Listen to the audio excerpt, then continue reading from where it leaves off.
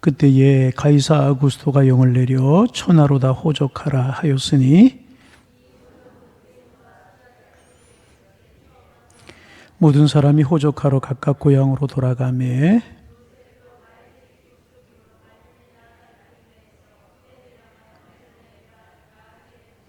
그 약혼한 마리아와 함께 호적하러 올라가니 마리아가 이미 잉태하였더라.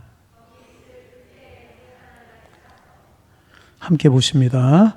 첫 아들을 강보에 싸서 구유에 누웠으니 이는 여관에 있을 곳이 없음이로라.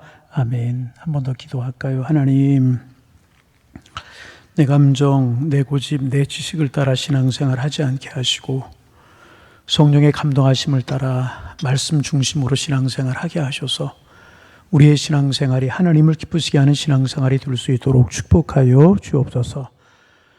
우리의 마음과 우리의 생각이 자꾸 허탄한 곳으로 가려고 합니다. 성령으로 우리의 마음과 생각을 주관하여 주시어서 주님의 선한 뜻을 물을 수 있는 저희가 될 수 있도록 축복하여 주옵소서. 주일 지나 3일 동안도 은혜 가운데 거하게 하시고 주님과 약속한 시간 주님 앞에 나와 주님을 예배하게 하시니 감사합니다. 주님이 예배의 주인이 되어 주옵소서. 이 시간 주님의 음성 듣기를 원하오니 하늘의 문을 여시고 오늘을 사는 우리에게 있어야 할 말씀으로 저희들을 새롭게 하셔서 믿음의 진보가 있게 하시고 주님을 더 사랑하게 하시고 성령 충만하게 도와주옵시며 세상을 이기며 살아갈 수 있는 용기와 힘을 얻는 시간이 될 수 있도록 축복하여 주옵소서. 예수님의 이름으로 기도하옵나이다. 아멘. 우리가 이제 누가복음 수요일마다 묵상하면서 은혜를 나누고 있는데 여러 주에 걸쳐서 누가복음 1장을 묵상했습니다. 세례 요한의 탄생에 걸친 이야기, 그리고 천사가 그 세례 요한의 그 어떤 수태고지를 하고 또 마리아에게 나타나서 수태고지라는 그런 이야기, 그리고 마리아와 사가랴가 하나님을 찬송하는 마그나 피카타라고 하는 그런 노래, 베네딕투스라고 하는 그런 노래들 우리가 묵상하면서 은혜를 나누었습니다. 그리고 이제 오늘부터 누가복음 2장을 우리가 나누게 될 텐데, 누가복음 2장에 들어가기 전에 우리 1장 80절 말씀 조금 더 묵상할 필요가 있어서 1장 80절 말씀을 다시 한번 묵상하고 2장을 나누려고 합니다. 1장 80절 말씀 우리 같이 한번 소리내어 읽어봅니다. 아이가 자라며 심령이 강하여지며 이스라엘에게 나타나는 날까지 빈들에 있으니라. 아멘. 세례 요한이 태어난 이후에 그가 성인이 되어서 이스라엘 백성들 앞에 나타날 때까지, 다시 말하면 선지자로서 본격적으로 활동하기 이전까지의 모습을 아주 짧게 그러나 아주 명확하게 기록하고 있는 하나님의 말씀입니다. 우리는 이 짧은 한 절의 말씀 속에서 하나님의 사람, 다시 말하면 하나님의 사역자가 어떤 자세로 준비해야 될 것인가, 또 어떻게 살아야 할 것인지에 대한 교훈을 얻을 수가 있습니다. 먼저 80절 말씀 가운데 우리가 묵상해 볼 말씀은 이스라엘에게 나타난 날까지 빈들에 있었다. 빈들에 있었다라고 하는 이제 말씀입니다.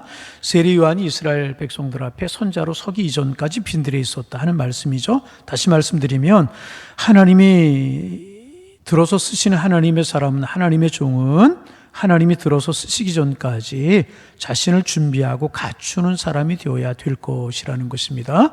세례 요한이 빈들에서 뭐 했겠습니까? 하나님이 쓰실 날을 준비하지 않았겠습니까? 특별히 이제 성경에서 빈들 광야 그러면 하나님이 하나님의 사람을 준비하는 곳으로 많이 등장하고 있지 않습니까? 모세가 이스라엘 백성들의 지도자로 쓰임받기 위해서 광야에서 40년을 준비했는데 그 광야는 다른 곳이 아니라 빈들입니다. 이스라엘 백성들 가나안 땅에 들어가기 전에 광야 40년 생활했죠. 빈들이에요. 가나안 땅에 들어가서 축복받은 하나님의 백성으로 살아갈 여러 가지 준비를 갖추는 그런 과정이었고, 예수님께서도 공생애를 시작하시기 전에 광야에서 빈들에 준비하시지 않았습니까? 세례 요한도 이스라엘 백성들 앞에 나타나기 전까지 광야에서 빈들에서 준비하고 하나님의 뜻을 기다렸다는 것입니다. 덜 익은 사람이, 다시 말하면 준비가 덜 된 사람이 하나님의 일을 하겠다고 나서는 것은 하나님 앞에도 유익하지 못하고요, 본인에게도 유익하지 못하게 되는 것입니다. 잘 준비해야 되는데 세례 요한 하나님이 들어서 하나님의 사역자로, 예수님의 선구자로 자신을 쓰실 때까지 빈들에 있으면서 자신을 잘 준비한 그런 사람이었습니다. 무릇 하나님의 교회에서 하나님을 믿는 신앙의 공동체여서 쓰임받기를 원하는 사람, 쓰임받기를 원하는 사람, 이렇게 겸손하게 자기를 준비하는 사람이 되어야 되는 것입니다. 여러 사람 앞에 나를 피하라고 나를 알리고 여러 사람에게 자신을 드러내기보다는 하나님 앞에 철저하게 자신을 잘 준비할 수 있어야 되는 것입니다. 겸손하게 하나님 앞에 무릎 꿇고 하나님의 임재하심과 하나님의 들어쓰심을 갈망하는 사람, 이런 사람이 하나님의 마음에 합한 사람인 것입니다. 여러분, 예외의 경우가 없는 것은 아니지만 하나님 앞에 들어 쓰임받은, 하나님 앞에 존귀하게 쓰임받은 하나님의 사람들을 성경에 보세요. 한결같이 이렇게 준비하는 과정을 가진 사람들입니다. 여러분, 오늘 겸손하게 하나님 앞에 무릎 꿇고 여러분 잘 준비하는 여러분이 되셔서 이왕이면 하나님 앞에 귀한 그릇으로, 아름다운 그릇으로, 귀하게 쓰임받는 것으로 설 수 있는 여러분들이 다 되시기를 주님의 이름으로 축복합니다. 세례 요한은 이스라엘에게 나타나는 날까지 빈들에 있었다, 그렇게 기록하고 있습니다. 또 하나 본문을 통하여 80 말씀을 통하여서 볼 수 있는 이제 하나님의 사람의 모습, 하나님의 사역자의 모습은 심령이 강한 사람이다 라고 하는 것입니다. 오늘 본문에 보면 아기가 자라며 심령이 강하여지며 그랬습니다. 하나님의 일을 하다 보면은요, 마음에 부딪히고 그 일로 인해서 낙심되고 절망될 때가 많이 있습니다. 선한 일이 분명하고 하나님이 원하시는 일이 분명하지만 마음이 부딪히고 절망되고 낙심될 때가 있다는 것입니다.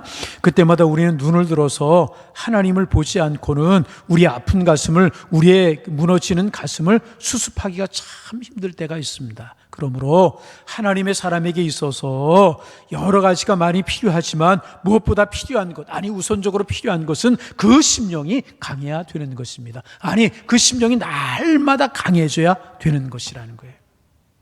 심지가 굳어야 되는 것이고 좌로나 우로나 치우치지 말고 하나님을 향하여 정한 걸음을 걸어갈 수 있는 강한 심령이 되어야 되는 것입니다.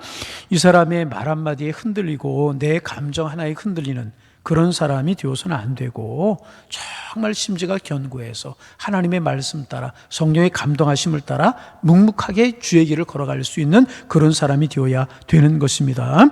하나님 앞에 무릎 꿇고 하나님의 선한 뜻이 무엇인지 분별한 다음에는 흔들리지 않고 나아가는 것, 이것이 하나님의 사람, 하나님의 종의 모습이 되어야 되는 것입니다. 세례 요한은 심령이 강해졌다, 그렇게 기록하고 있습니다. 그러기에 그는 자기의 사명을 위해서 죽을 수가 있었던 것입니다. 자기의 사명에 대해서 흔들리지 않았던 것이고 힘들어하지 않았던 것입니다. 여러분, 우리의 심령이 신앙생활 해가며 해갈수록 강해지기를 바랍니다. 두 종류의 사람이 있어요. 어떤 분들은요, 신앙생활 하면 할수록 강해져 가야 되는데 약해져 가는 사람이 있어요. 내가 살아나고 내가 커가고 그런 사람이 있어요. 그런가 하면 정말 심령이 강해지고 믿음의 진보가 나타나고 하나님의 뜻에 겸하게 무릎을 꿇을 수 있는 그런 사람으로 훈련이 되어가는 경우가 있습니다. 여러분, 신앙생활하면 자연적으로 내 심령이 강해지고 하나님의 사람으로 변화된다? 그렇지 않습니다. 절대로 그렇지 않아요. 오히려 신앙이 흐려지는 사람이 있고요, 심령이 약해지는 사람이 있어요. 그래서 늘 깨어있으라고 근신하라고, 너희의 믿음의 구원을 이루라고 그렇게 말씀하고 있는 것 아니겠습니까? 그러면 세례 요한은 어떻게 해서 이렇게 심령이 강한 사람이 될 수 있었을까? 쉽습니다. 그가 빈들에 있었기 때문에 그렇다는 것입니다. 빈들이 어떤 곳이에요? 영적으로 훈련하고 하나님 앞에 단독자의 모습으로 자기가 설 수 있는 자리고 심령과 마음이 강해지는 그런 자리가 빈들이라는 것입니다. 그래서 여러분, 사람들이 많이 있는 곳에 우리가 함께 있는 것이 때로는 좋고 즐거운 것 같지만은 그 사람을 강하게 하는 것은 반대로 고독할 때 그 사람이 오히려 강해질 때가 참 많아요. 고독을 두려워하는 사람은 어떤 일도 하지 못합니다. 여러분, 모세, 이스라엘 백성들 광야 생활, 예수님 광야, 또 엘리야도 하나님의 사람으로 서기 전에 그리시네가에서 하나님 앞에 훈련받지 않았습니까? 그 혼자 하나님 앞에 훈련받는 모습을 생각해 보세요.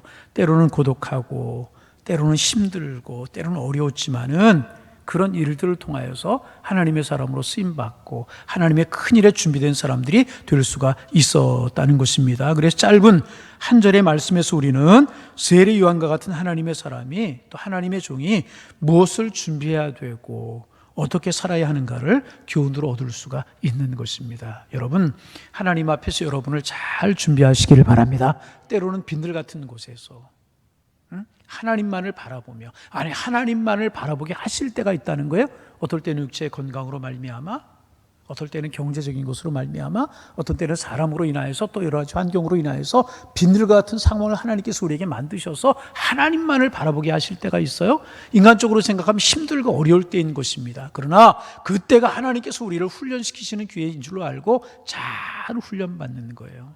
그럴 때 우리의 심령이 강해져서 하나님 우리에게 사명을 맡기실 때, 어떤 일이 있을 때 잘 감당할 수 있는 하나님의 사람이 되게 되는 것입니다. 여러분, 날마다 여러분의 심령이 우리 세례 요한처럼 강해져 갈 수 있는 하나님의 사람들이 다 되시기를 주님의 이름으로 축복합니다.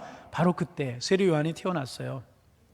그리고 이제 사람의 심령이 강해질 때 이제 그렇게 이제 훈련받기 전에 강보의 세례 요한이 쌓여서 있을 때 또 하나의 중요한 탄생이 진행되고 있었습니다. 그러면서 이제 2장으로 넘어가게 되는 것입니다. 2장 1절 말씀을 우리 같이 한번 읽어보실까요? 2장 1절 말씀을 읽어봅니다. 그때에 가이사 아구스도가 영을 내려 천하로 다 호족하라 하였으니, 여러분 가이사 아구스도는 어거스틴 황제를 말하는 것입니다. 우리에게 알려진 로마의 첫 황제, 어거스틴 황제를 말하는 것입니다. 그 황제가 명을 내렸어요. 어떤 명을 내렸냐 하면, 자기가 다스리고 있는, 로마가 굉장히 영토가 넓었잖아요.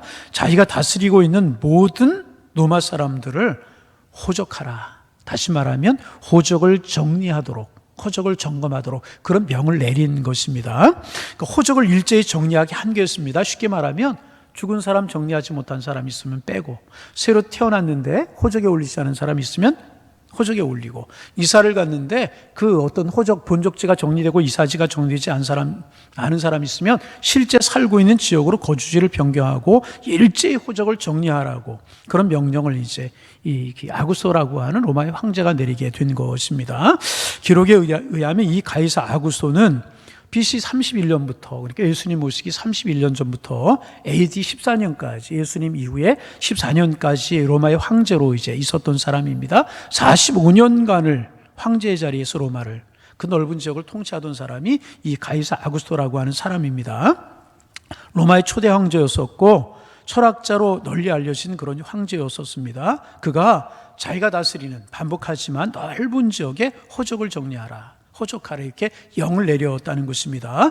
그 당시 주로 호적을 하라고 명하는 이유는 크게 두 가지가 있었다고 그래요. 몇 번 말씀을 드렸지만 호적을 하라고 명령하는 경우는 두 가지가 있었는데, 첫째는 뭐냐 하면 이제 과세의 목적, 세금을 걷어들이려고 하면 정확한 인구를 알아야 되잖아요. 미성년자가 몇 명이고, 일할 수 있는 성년이 몇 명이고, 노인이 몇 명이고, 여인이 몇 명인지 정확하게 알아야 세금을 매길 수 있는 거 아니겠습니까? 세금을 매길 수 있는 통계 자료를 구하기 위해 호적하라.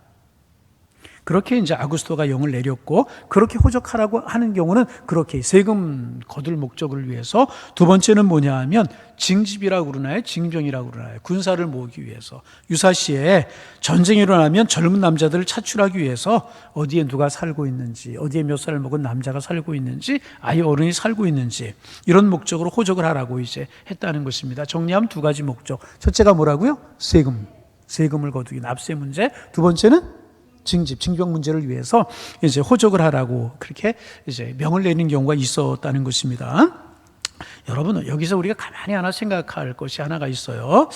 하나님이 행하시는 손길, 하나님 행하시는 섭리를 이 속에서 우리가 발견할 수 있다는 것입니다. 말씀드린 것처럼 가이사 아구스토가 호적하라 명령을 내렸어요. 세금 거둘 목적으로, 또 유사시에 이렇게 징집을 할 목적으로, 군사들을 목적으로 명을 내려서 모든 사람으로 하여금 호적을 하라고 했는데, 바로 그 일이 예수님의 탄생에 대한 구약의 예언을 이루는 사건이 되었다는 거예요. 여러분, 구약에서 계속해서 하고 있는, 말씀되고 있는 내용이 무엇이었습니까? 메시아가 오실 거라는 거죠. 그런데 그 메시아가 오시는데 누구의 후손으로? 저희 후손이, 최씨 가문의 후손이 아닙니다. 김씨 가문의 후손도 아닙니다. 누구의 후손으로? 다윗의 후손으로. 다윗의 왕가를 따라서 탄생할 것이라고 예언하셨고, 그 탄생하실 곳이 어디냐? 다윗의 고향이었던 베들레헴이다. 구약에서 계속 예언하고 있었던 것이 그것입니다. 만일 아구스토가 이 명령을 내리지 않았다면 요셉과 마리아가 베들레헴으로 갔겠어요? 나사렛에 그냥 있었을 것 아니겠습니까? 그러면 예수님께서 나사렛에서 태어날 뻔하신 것이 아니었겠습니까? 그러나 하나님께서는 그 예언한 말씀을 이루기 위해서 이제 가이사 아우구스도 마음속에 허적을 하려고 하는 마음을 심어주게 되었고, 그 일을 위해서 마리아와 요셉이 베들레헴으로 가는 먼 길을 여행하게 되었고, 그리고 여행 중에 예수님의 탄생이 이루어지게 된 것이라는 것입니다. 여러분, 하나님이 하시는 섭리를 가만히 보세요. 얼마나 오묘합니까? 얼마나 오묘해요. 다윗의 후손으로 탄생하셔야 돼요. 그런데 이미 다윗의 왕조는 망했어요. 다윗의 왕조 후손들이 어디에 살아가는지 누가 아는 사람이 별로 없었어요.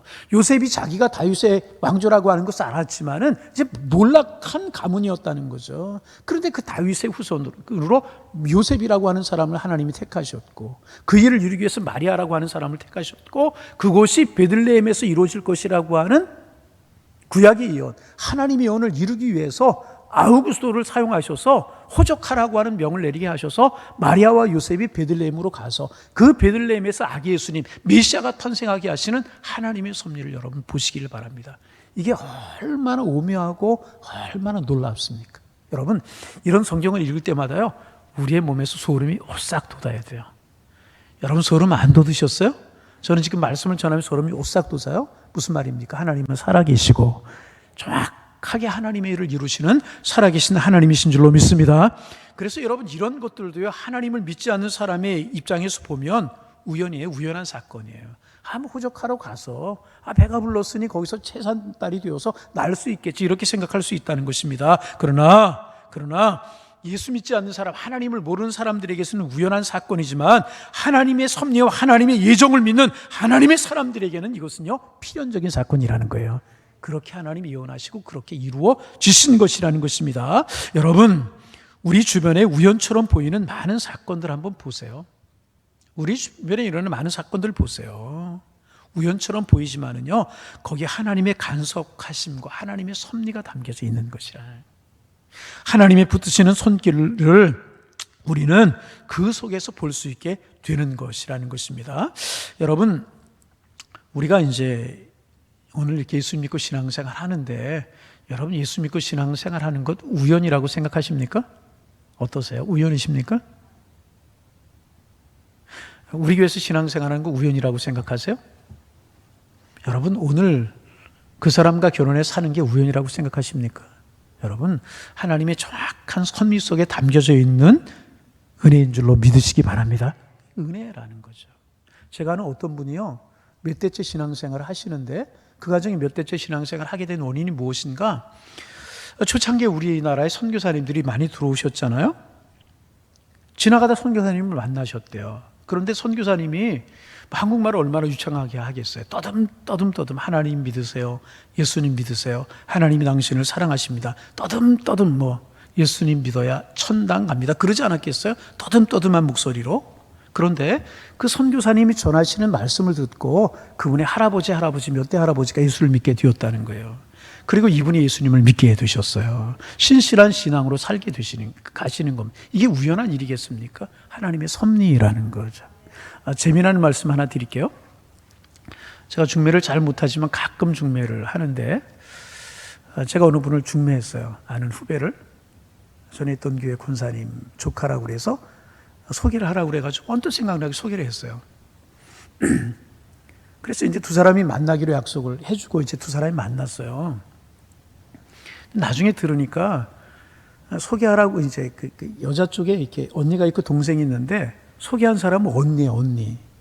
근데 그날따라 언니가 피치 못할 일이 있어 동생이 나간 거예요. 세상에 이런 일이 어디 있어요. 만나고 오더니 저보고 그런 얘기를 하는 거예요. 언니가 안 나오고 동생이 나왔대요. 제가 화가 났어요. 그런 경우가 세상에 어딨냐. 미리 약속한 것이고, 그런데 아무리 피치 못해도 그렇지 언니가 나오기를 동생이 나오는 경우가 세상에 어딨냐. 그만두라고 내가 펄펄 뛰었어요, 제가. 그랬더니요, 자기들이 좋아하더라고.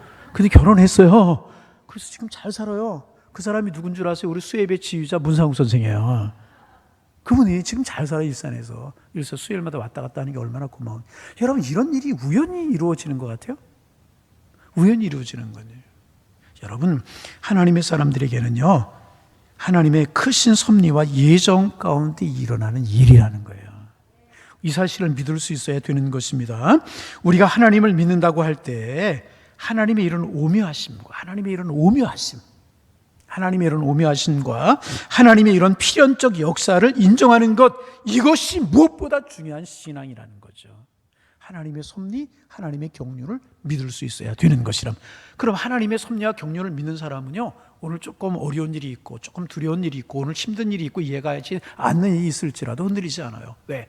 하나님의 약속이 무엇입니까? 하나님은 합력하여 선을 이루시고 하나님의 택하신 하나님의 백성들에게 귀한 것으로 인도하시고 하나님의 축복 가운데 인도하실 것을 하나님의 사람들은 믿기 때문에 흔들리지 않는다는 거예요. 이 사실을 믿으시기를 바랍니다. 이게 믿음이 되어야 된다는 거예요. 내 삶 가운데 일어난 모든 일들, 작은 것처럼 보이는 모든 일들, 그러나 그 작은 것, 크게 진행하는 일들을 통해서 우리는요, 하나님의 사랑과 하나님의 손길을 발견할 수 있어야 될 것이라는 거예요. 여러분, 이런 믿음의 눈과 이런 영안의 안목을 우리에게 하나님께서 주시기를 소망합니다. 가이사 아구스토의 영이 성경에 흐르고 있는 이 메시아에 관한 예언, 베들레헴에서 태어나실 것이라고 하는 예언을 이루게 되었다는 것입니다. 여러분, 지금 가이사 아구스토가 다시 말 로마의 황제가 호적하라고 명령을 내렸어요. 내가 다스린 모든 지역에 있는 수리아, 이달리아, 마게도니아 모든 지역에 있는 백성들아 호적하라. 그렇게 명령을 내렸지만 이 아구스토가 명령을 내리면서 내가 하나님의 예언을, 성경에 나타난 예언을 이루는 것이다 알고 내렸을까요? 전혀 모르고 내렸을 것이라는 것입니다. 그러나 하나님은 아셨고요, 하나님 필요한 때에 필요한 사람을 통해서 하나님의 뜻을 이루셨다는 것입니다. 여러분, 이 하나님이 우리가 믿는 하나님이신 줄로 믿으시기를 바랍니다. 반복합니다. 이것을 믿는다면 오늘의 어려움, 오늘의 고난을 이겨낼 수 있는 힘이 우리에게 있는 거예요. 왜? 그 하나님 우리를 선한 길로 인도하신다고 약속하셨기 때문에. 여러분, 이러한 은혜가 우리 모두에게 있어지기를 소망합니다. 자, 이제 2절 말씀 보겠습니다. 이 호적은 구레뇨가, 자, 2절 말씀 같이 읽어요. 읽습니다. 이 호적은 구레뇨가 수리아 총독이 되었을 때 처음 한 것이라. 구레뇨라고 하는 사람이 나오죠. 이 구레뇨라고 하는 사람이 이제 수리아 총독이 되었을 때 처음 한 것이라 그랬어요. 수리아라고 하는 지역은 로마가 이제 큰 나라, 넓은 나라를 다스리고 있었기 때문에 이렇게 지역으로 나누었겠죠. 우리나라의 뭐 경상도, 뭐 전라도, 뭐 또 충청도, 뭐 경기도 이렇게 있는 것처럼 여러 지역, 우리나라는 작은 나라인데도 여러 도로 나누었잖아요. 로마가 넓은 지역을 다스리고 있었기 때문에 이달리아, 수리아 뭐 이렇게 여러 지역으로 나누었어요. 근데 이스라엘이 이를 포함한 지역이 뭐냐면 수리아라고 부르는 지역이었다는 거죠. 이스라엘 지역, 터키 그쪽을 포함해가지고 수리아라고 부르는 지역이었는데, 그 수리아라고 하는 지역을 누가 다스렸느냐? 이 구레뇨라고 하는 사람이 다스렸다는 것입니다. 그러니까 로마의 황제가 지역을 나누어서 그 지역을 총괄할 수 있는 사람을 세웠는데, 이 수리아라고 하는 지역, 그 지역은 누구를 세웠느냐? 구레뇨라고 하는 사람이 총독으로 있었을 때였었다는 것입니다. 그때에 이제 처음 한 것이라, 이 호적은 구레뇨가 수리아의 총독이 되었을 때 처음 한 것이라 그렇게 되어 있습니다. 기록에 의하면, 역사학자들에 의하면 이제 구레뇨가 총독으로 있었을 때 호적을 두 번 했다고 그렇게 역사학자들이 이제 이야기를 하고 있습니다. 첫 번째 호적한 것이 바로 이때, 바로 이제 예수님이 탄생하실 이때에 처음 호적을 한 게 된 것이고, 또 한 번 호적을 언제 했는가? 그때부터 한 10년 뒤에. 그때부터 우리나라 호적은 몇 년에 한 번씩 합니까? 우리나라 인구조사 몇 년에 한 번씩 해요? 인구조사 센서스라고 그렇게 하죠? 몇 년에 한 번씩 하죠? 자, 우리 잘 모를 때는 이제 우리는 사지선다형에 익숙해가지고 첫 번째 3년에 한 번이다. 두 번째 4년에 한 번이다. 세 번째 5년에 한 번이다. 다섯 번째 10년에 한 번이다. 언제인 것 같아요? 대부분 5년 정도에 한 번씩 하죠. 사정이 있을 때는 그렇지, 대부분 5년에 한 번 하는 것으로 저도 알고 있었는데 10년 뒤에 했다고 그래요. 그때 당시 이렇게 정례화가 되는 것이 아니고 아마 필요할 때 한 모양이죠. 역사가 흘러가면서 이게 정례화된 것이 아닌가 그런 생각을 하게 이제 되는데, 이때 한 번 있었고 10년 뒤인 AD 7년에 행해졌다고 역사학자들은 이야기합니다. 그래서 여러분이 잘 아시는 대로 BC와 AD의 어떤 기준을 예수님의 탄생을 하고 있지 않습니까? 비포 그라이스트 아노 도미니, 그래가지고 기원 전 기원 후라고 그렇게 이제 나눕니다. 학자들 간의 의견이 좀 다르지만은 하여간 예수님의 탄생이 AD 1년이 아니고 BC 3년으로 보지 않습니까? 그러니까 예수님으로 인하여서 이렇게 나누는 것이 사실인데 왜 BC 3년으로 보는가? 학자들의 실수라고 그래요. 그것이 이제 계산하다가 학자들의 실수로 인하여서 학자들이 이런 일 하면서 실수할 그런 경우가 있는 모양이에요. 그래서 여하튼 이제 예수님이 이제 AD 1년 0년이 아니고 BC 3년 정도, 그때로 이제 학자들이 이렇게 보지 않습니까? 그래서 여러분, 인간의 통계와 인간의 학문이 이렇게 이제 불완전한 것이다. 역사를 통해서 우리가 알 수가 있어요. 예수님의 탄생에 관해서 여러분, 우리가 이제 좀 오늘 예수님의 탄생 기사니까 예수님의 탄생 기사에 관해서 우리가 이제 좀 생각해 볼 것이 뭐냐 하면 12월 25일 예수님의 탄생일이라고, 크리스마스라고, 성탄절이라고 우리가 그렇게 지키지 않습니까? 근데 이것에 관해서 여러 가지 의견이 분분해요. 12월 25일이 아니다. 그런 이야기 여러분들 혹시 들어본 경우도 있을 거예요. 어떤 사람들이 태양을 섬기던 태양절이다. 이렇게 이야기하는 사람들도 있고 의견이 하여튼 분분합니다. 그런데 이제 여러 가지 이제 학문적인 고증을 통해서 제일 근접하게 찾아가는 것이 12월 25일이라고 그래서 12월 25일 날 이제 지켜지게 되는데, 어떤 사람들은 동방의학자들은 또 1월 6일을 예수님의 탄생일을 지키던 그런 경우가 교회사에서 있었다고도 이야기하고 그래요. 다시 말하면 결론이 무엇이냐? 예수님의 탄생하신 날이 정확히 어떤 날인지 알 수 있을까요? 없을까요? 정확하게 예수님이 몇 월 며칠 날 태어나셨다 이런 기록이 있을까요? 없을까요?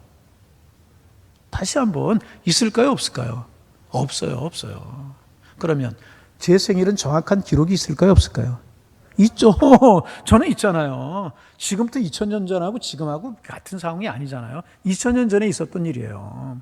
정확하게 12월 25일인지 또 동방의학자들이 이야기하는 것처럼 1월 6일인지 우리는 모른다고 하는 것이 정확한 이야기일 것입니다. 몰라요. 솔직하게 말하면 몰라요. 여러분, 이제 조금 더 이런 말씀 우리가 좀 나눈다면 조금 어려울 수 있지만 이런 이야기를 좀 해봅니다. 조금 더 정확하게 말씀드리면, 이제 예수님의 생일이 성탄절이잖아요. 예수님의 생일, 또 모든 사람의 생일도 마찬가지입니다.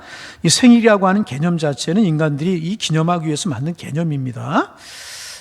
제 생일 이야기를 좀 했는데, 제 생일이 4월달 되면 이제 돌아옵니다. 기억하세요? 제 생일 몇 월이라고요? 꼭 기억하세요. 근데 27일이라고 기억하면 더 좋아요. 하여튼 그런데 27일이 그날이 아니에요. 음력으로 하기 때문에. 음력이라는 것도 제가 알려드렸어요. 근데 제가 한 60년 전쯤 태어났잖아요. 그런데 사실 이제 그 생일의 개념은 돌고 도는 것으로 보는 거잖아요. 돌아와서 1년, 생일이다. 그렇게 이야기하잖아요. 이것은 뭐냐면 동양적인 개념이래요. 동양적인 개념. 돌고 도는 것. 동양적인 개념이라는 것입니다. 서양 사람들의 개념은 성경에 기초하고 있는데, 서양 사람들의 개념은 뭐냐면 직선적인 개념이라는 거예요. 시작이 있으면 끝이 있어요. 앞을 향하여 나아가는 것입니다. 이미 60년 전에 어느 시점에 제가 태어난 거예요. 그게 돌아오는 것이 서양 사람들의 개념이 아니라는 것입니다. 그냥 지나간 하나의 시점이라는 것입니다. 그런데 동양 사람들의 개념은 뭐냐면 도는 개념, 윤회적인 개념이라는 것입니다. 서양의 개념은 직선에 태초가 있고 종말이 있고 창조가 있고 심판이 있고 그렇게 되는 것입니다. 그것을 편의상 365일로 덩어리로 묶은 거예요. 이렇게 묶은 거예요. 그래서 잘라놓은 것이라는 것입니다. 그러니까 뭐예요? 그날이 아니잖아요. 지나간 그날을 되짚어서 그날로 지키는 생일이잖아요. 조금 어렵습니까? 그냥 그런가 보다 그러세요. 예. 그러니까 정확히 다시 말하면 뭐예요? 예수님이 탄생하신 날이 그날이에요? 지나간 어느 날이잖아요. 근데 우리가 예수님의 사랑, 예수님의 은혜를 기억하기 위해서 그날을 정해서 예수님을 생각하는 날, 우리를 구속하기 위해서 이 땅에 오신 날, 그분의 사랑을 기억하는 날로 지키게 된 것이라는 거예요. 그러니까 제가 말씀드린 핵심 무엇입니까? 12월 25일이냐 1월 6일이냐 몰라요. 정확하게 모른다라고 하는 것이 솔직한 대답일 것입니다. 그런데 중요한 것은 무엇입니까? 그날 25일이냐 6일이냐 중요한 것이 아니라 우리가 예수님께서 이 땅에 탄생하신 목적이 무엇이고 인간의 몸을 입고 이 땅에 오신 목적이 무엇이냐. 왜 하나님의 아들이신 예수님께서 하늘보좌를 버리시고 낙구천한 말고에 탄생하셨고 왜 이 땅에 오셨느냐. 그것을 우리가 생각하고 그 의미를 기억하고 그 의미를 생각하면서 하나님의 은혜에 감사할 수 있다면 25일이면 어떻고 1월 6일이면 어떠냐 그 말입니다. 여러분 그렇죠. 정하다 보니까 어떤 적은 종교에서 다른 종교에서 그날이 태양신을 섬기는 날이 될 수가 있어요. 우연히 그날이 일치가 됐어요. 그게 무슨 상관이냐 말이죠. 우리가 예수님 생각할 수 있고 하나님의 은혜 기억할 수 있고 하나님의 사랑 생각할 수 있다면 충분한 거 아니겠습니까? 여러분 어버이날이 5월 며칠이에요? 5월 8일이잖아요. 그러면 그날만 어버이의 은혜를 생각합니까? 아니죠. 그런데 왜 그날을 정했어요? 그날 어버이의 은혜를 생각하자. 부모님의 은혜를 생각하자. 정해놓은 것 아니겠습니까? 그러기에 그날이 중요한 것이 아니고 우리는 그 하나님의 사랑 예수님의 의만 생각할 수 있다면 충분하게 성탄절을 지키는 것이라는 기록이 없어요. 그런데 중요한 사실은 이 말씀, 이 호적은 구레네가 수리아 총독이 되었을 때 처음 한 것이라. 그러니까 역사를 거슬러 올라가다 보면 수리아의 총독 구레네로 가는 사람이 있을 때 호적을 했단 말이죠. 그러니까 대강 어느 정도의 연대가 나올 수 있다 그 말이죠. 그러니까 역사적으로 예수님께서 태어나신 때가 어느 정도라고 하는 사실을 알 수 있는, 근접할 수 있는 하나의 기록이 이 기록이란 말이죠. 그 이야기를 하기 위해서 우리가 돌고 돌아서 이렇게 이야기를 한 것입니다. 그래서 여러분 하여튼 그렇게 그 수리아가 총독으로 있었을 때에 가이사 아구스토가 영을 내려서 호적하라 그랬는데 두 번 있었는데 첫 번째 있었을 때였다. 그러니까 대강 우리가 연도를 알 수 있는 것인데 그때가 언제냐? BC 이제 AD 0년 것이 아니고 학자들의 실수에 의해서 BC 3년 4년 그때쯤이었다. 그런데 하여튼 예수님께서 오신 그런 의미는 그런 것이다. 이런 것을 우리가 아는 것이 중요하다는 것입니다. 그러니까 이 예수님의 탄생에 대한 가장 근접한 자료를 2절에서 얻을 수 있는 것이다. 그 얘기를 제가 이야기하고 있는 것입니다. 그러니까 성경이 뚝 떨어진 책이 아니라 그런 역사적인 배경을 가지고 그렇게 기록된 것이다. 여러분 그런 말씀을 제가 드리고 있는 것입니다. 하나님의 섭리, 하나님의 계획 가운데서 이루어진 것이라는 것입니다. 자, 이제 3절 말씀 읽어봅니다. 3절 읽습니다. 모든 사람이 호적하러 각각 고향으로 돌아가네. 그러니까 호적하러 이제 우리 지금은 인터넷이 발달되고 여러 통신 매체가 발달이 돼가지고 호적 등본을 방 안에서 띨 수 있잖아요. 컴퓨터 앞에서 할 수 있는 제가 어려서만 해도 호적 등본을 떼려면 어떻게 했는지 줄 아세요? 본적지로 갔어야 됐었어요. 저는 부모님이 이북에서 피난 나오셔서 제가 살고 있던 지역을 본적지로 정했기 때문에 이제 가는 일이 없었지만은 다른 분들은 호적 등본을 떼려면 어디로 갔어요? 본적지로 갔던 적이 있었어요. 지금은 그런 일이 없지만은 그래 호적하려고 하면 다 어디로 가느냐? 자기의 고향으로 가야만 되는 거예요. 나사렛이 고향인 사람은 베들레헴에 살다가 나사렛으로 가고 예루살렘이 고향인 사람은 나사렛에 살다가 또 예루살렘으로 가야 되고 그런 일이 벌어지게 된 것이라는 것입니다. 그래서 고향으로 돌아가는데 4절 말씀 읽습니다. 자, 4절 요셉도 다윗의 집 속속이므로 갈릴리 나사렛이라는 동네에서 유대를 향하여 베들레헴이라 하는 다윗의 동네로. 요셉이 어디에 살고 있었어요? 요셉이 어디에 살고 있었어요? 다윗의 동네에 살았다 그러면 안 되고 어디에 살고 있었어요? 나사렛에 살고 있었죠. 나사렛은 저 갈릴리 지역입니다. 자, 저를 좀 보세요. 유대 지역을 세 등분을 한다고 저하고 성경 공부한 분들은 몇 번 말씀을 드렸어요. 세 등분을 하는데 이 남쪽 지역을 가리켜 유대 지역이라고 불러요. 유다 지역이라고. 뭐라고요? 그리고 중간 지역을 가리켜 사마리아로 불러요. 우리 말하면 중부 지역. 그 다음에 우리로 말하면 북부 지역을 갈릴리라고 불러요. 갈릴리 바다가 있어서 갈릴리로 부르고 사마리아가 있어서 사마리아고 부르고 유다 지역으로 부르는데 나사렛이라고 하는 지역은 이 세 지역 중에 제일 위쪽에 있는 지역이에요. 거기에 한쪽에 있었던 마을이 나사렛이란 말이죠. 베들레헴은 어디냐? 저 가장 남쪽에 있는 유다 지역에 위치한 지역이 베들레헴이란 말이죠. 그러니까 북부 지역에 살고 있었던 마리아와 요셉이 호적하기 위해서 저 남부 지역에 있는 베들레헴으로 내려가게 된 것이란 말이죠. 근데 마리아와 요셉만 내려간 것이 아니고 많은 사람들이 자기들의 본적지로 호적지로 흩어졌다 그 말이죠. 되셨습니까? 다시 한번 4절 읽습니다. 요셉도 다윗의 집 족속이므로 갈릴리 나사렛 동네에서 유대를 향하여 베들레헴이라는 어디로 갔어요? 다윗의 동네로 갔다. 다윗의 고향이 베들레헴이잖아요. 그죠? 그리고 나중에 이제 예루살렘으로 와서 수도를 정한 사람이 다윗인데 다윗의 동네로 내려갔어요. 하여튼 저기 우리가 지역적으로 보면 내려가는 것이면 올라갔다 그러니 이거 설명하면 또 길은데 하여튼 해발 이런 것으로 따지면 나사렛이 낮은 곳이고 베들레헴이 높은 곳이래요. 그래서 올라갔다 그런 표현을 누가가 쓰고 있는데 지나가고. 자, 5절 말씀 좀 읽습니다. 5절 읽습니다. 그 약혼한 마리아와 함께 호적하러 올라가니. 자, 호적하러 가는 것이 왜 간다 이해되셨어요? 등록하러 가는 거예요. 이제 나는 마리아와 이제 약혼하였고 마리아는 몇 살이고 나는 몇 살이다. 뭐 그런 것. 그리고 조상은 누구다. 이런 거 이제 등록하기 위해서 갔다 그 말이죠. 그런데 호적하러 올라가니 마리아가 어땠어요? 이미 잉태했더라. 잉태하였어요. 그러니까 배가 불러서 이제 호적하러 내려가는 것이죠. 자, 읽습니다. 6절 읽습니다. 거기 있을 때에 해산한 날이 차서오니까 베들레헴이 많은 사람들이 호적을 하러 왔던 것 같아요. 그리고 시간이 지나가게 되었고, 뭐 그렇게 시간이 흘러가고 이제 그랬던 것 같고, 해산한 날이 찼어요. 7절 말씀 있습니다. 첫 아들을 낳아 강보로 쌓아서 구에 누였으니 이는 여관에 있을 곳이 없음이로라. 베들레헴이라고 하는 말은 떡집이라고 하는. 뭐 다윗 때에는 뭐 별로 그렇게 큰 동네가 아니었죠. 작은 동네였었는데 점점 지금은 커져서 예루살렘하고 거의 붙어 있는. 예루살렘과 이제 베들레헴과 거기가 재는 사람에 따라 학자들이 또 따라 조금 다르게 이야기하는데 약 10km 정도라고 보면 돼요. 멀지가 않은 지역인데 예루살렘이 커가고 지금은 베들레헴이 커가다 보니까 이렇게 점점 가까워지는 지역이 베들레헴하고 예루살렘이라고 이야기를 할 수가 있습니다. 작은 동네였었고요. 뭐 그렇게 알려진 그런 곳이 아니었었는데 다윗의 고향이었었고 거기서 아기 예수님이 탄생했다는 것 때문에 굉장히 큰 도시가 되었습니다.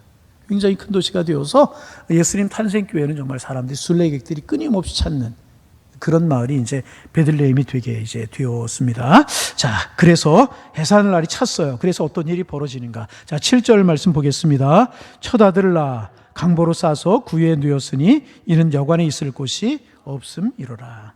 여관에 있을 곳이 없었다. 예수님께서 아니 마리아가 해산할 하나님의 아들이 아니 하나님께서 인간의 몸을 입고 이 땅에 오시는데 하늘 보좌 그 영롱한 하늘 보좌에 계실 분이 우리를 권하시고 우리를 택하시고 우리의 죄를 사하시고 우리를 하나님 백성 삼으시기 위해서 이 땅에 오셨는데 보통 집도 아니고 남루한 여관 하나 없어서 여관에 계실 곳이 없었다는 것입니다. 누우실 곳이 없어서 요셉과 마리아가 이 여관 저 여관을 전전하면서 빈방 없습니까? 빈방 없습니까? 빈방 행운했지 않습니까? 그렇게 찾아다녔지만은 빈방을 구할 수가 없었다는 거죠. 여관에 있을 곳이 없음이로라. 그래서 결국 예수님께서 마구간 말구에 태어나시는 그런 일이 벌어지게 된 것입니다. 여러분, 우리는 여기에서 예수님이 이 땅에 어떤 존재로 오시게 되었는가 하는 것을 볼 수 있잖아요. 여러분, 예수님께서 허름한 방 하나도 없어서 마구간 말구에 탄생하셨다는 이 이야기가 무엇을 보여주는 것이겠습니까? 예수님은요, 섬김 받으시러 온 분이 아니시고요. 예수님께서는 높임 받으러 오신 분이 결코 아니었다는 것입니다.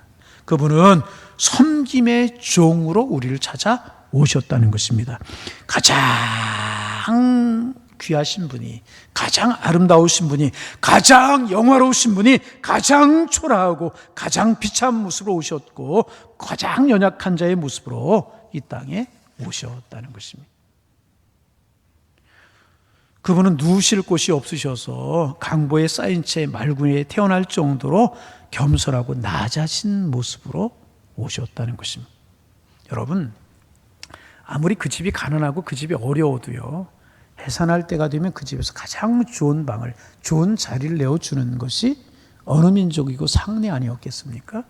그런데 누우실 곳이 없어서 말염을 통해 냄새나고 눅눅하고 벌레들이 왔다 갔다 하고 거미줄이 울거리는 그런 마구간에 탄생하셨다는 것입니다. 여러분, 예수님이 이런 곳에 탄생하셨다면, 이런 모습으로 탄생하셨다면 우리가 낮아지지 못할 이유가 어디 있고 겸손해지지 못할 이유가 어디에 있겠습니까? 내가 가지고 있는 지식, 내가 가지고 있는 물질, 내가 가지고 있는 환경들, 도대체 그것이 무엇이겠습니까? 하나님의 아들이 이런 모습으로 세상에 오셨다면 오늘 내가 내 자신을 죽이지 못할 모습이 어디에 있겠느냐 그 말이에요. 예수님이 하늘 보좌를 버리시고 이 땅에 이런 모습으로 오셨다면 우리가 그 주님을 위해서 내놓지 못할 것이 어디 있고 버리지 못할 것이 어디에 있겠느냐 하는 것입니다. 오늘 너무나 우리가 높아지려고 하는 것이 아닌가, 우리의 마음이 너무나 높이 올라가 있는 것은 아닌가, 이런 모습 속에서 우리의 모습을 돌아보게 되는 것입니다. 여러분, 빌립보서 2장 5절 말씀 같이 한번 읽어보실까요? 화면에 나올 겁니다. 같이 한번 읽어볼까요? 너희 안에 이 마음을 품으라. 곧 그리스도 예수의 마음이 그 다음 절 띄우실 수 있겠습니까? 안 되나요? 예. 우리 성경 한번 찾아볼까요? 빌립보서 2장 한번 넘겨서 찾아보시겠습니다. 빌립보서가 어디에 있죠? 요한계시록 앞에, 마태복음 뒤에, 그죠? 자, 2장 5절, 6절, 7절, 8절까지 좀 계속 읽어봅니다. 5절부터 너희 안에 이 마음을 품으라. 곧 그리스도 예수의 마음이니 그는 근본 하나님의 본체시나 하나님과 동등됨을 취할 것으로 여기지 아니하시고 오히려 자기를 비워 종의 형체를 가지사 사람들같이 되셨고 사람의 모양으로 나타나사 자기를 낮추시고 죽기까지 복종하셨으니 곧 십자가에 죽으심이라. 자기를 낮추시고 죽기까지 복종하셨으니 그 십자가에 죽으심이라. 예수님이 이렇게 이 세상에 오셨어요. 왜? 우리를 사랑하셨기 때문에. 그리고 누가복음 9장 59절에 말씀하신 것처럼 여독을 입고 공중에서도 머리 둘 것이 있다고 하신 주님, 나는 머리 둘 것이 없다 그렇게 말씀하셨잖아요. 그대로 실천하면서 그렇게 살아가셨던 분이 예수님이십니다. 우리 예수님 그렇게 탄생하셨습니다. 세상에 넓고 좋은 집들이 많이 있지만 오직 예수님이 계실 수 있는 곳은요, 마구간과 십자가뿐이 없었다는 것을 우리는 기억하면서 그 주님처럼 겸손하고 섬김의 모습으로 오늘 우리 살아야 되지 않겠습니까?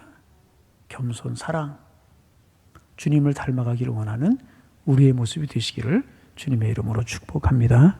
기도하겠습니다. 하나님, 우리의 마음이 너무 높아진 것은 아닌지요. 스스로 우리를 돌이켜보며 예수님을 보면서 우리의 모습을 스스로 낮출 수 있는 저희가 되게 도와주옵소서. 예수님처럼 종의 모습, 겸손한 모습, 섬김의 모습 갖게 도와주셔서 주님 사랑 실천하며 주님 은혜 나타내며 살아가는 저희가 되게 하여 주옵소서. 생각은 그렇게 따라가고 마음은 그렇게 따라가지만 우리의 몸이 그렇게 따라가지 못할 때가 많이 있는데 주님 불쌍히 여기시고 우리에게 은혜 베풀어 주셔서 우리 이런 모습 가질 수 있는 저희들을 다 될 수 있도록 주께서 인도하여 주옵소서. 겸손과 섬김으로 허리를 동이고 주님 모습 닮아갈 수 있는 저희들 되게 하여 주옵소서. 예수님의 이름으로 기도하옵나이다. 아멘.